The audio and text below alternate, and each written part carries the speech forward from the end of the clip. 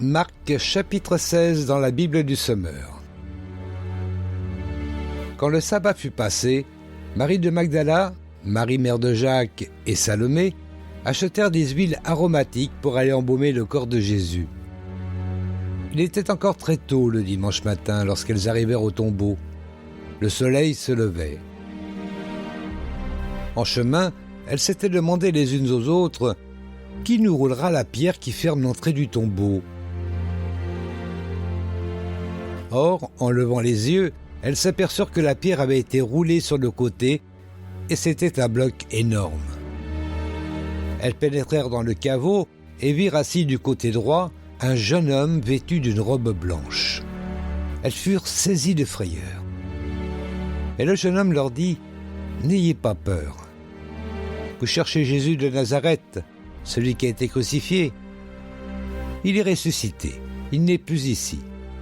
Voyez l'endroit où on l'avait déposé. Et maintenant, allez annoncer à ses disciples et aussi à Pierre qu'il vous précède en Galilée.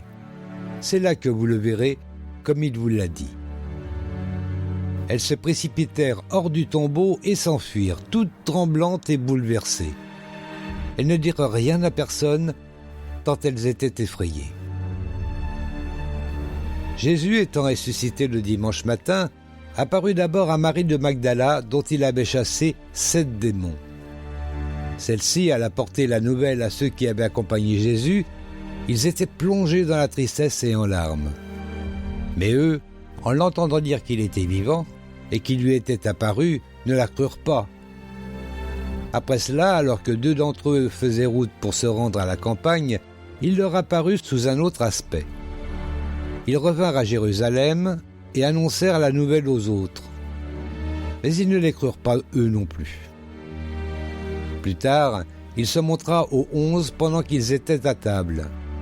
Il leur reprocha leur incrédulité et leur aveuglement parce qu'ils n'avaient pas cru ceux qui l'avaient vu ressusciter.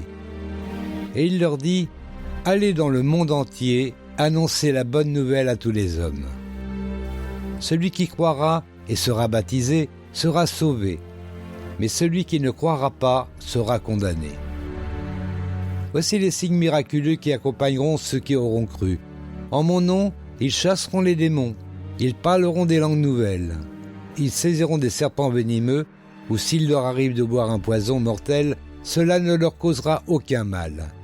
Ils imposeront les mains aux malades, et ceux-ci seront guéris. » Après leur avoir ainsi parlé, le Seigneur Jésus fut enlevé au ciel et s'assit à la droite de Dieu. Quant à eux, ils s'en allèrent proclamer la parole en tout lieu. Le Seigneur travaillait avec eux et confirmait leur prédication par les signes miraculeux qui l'accompagnaient.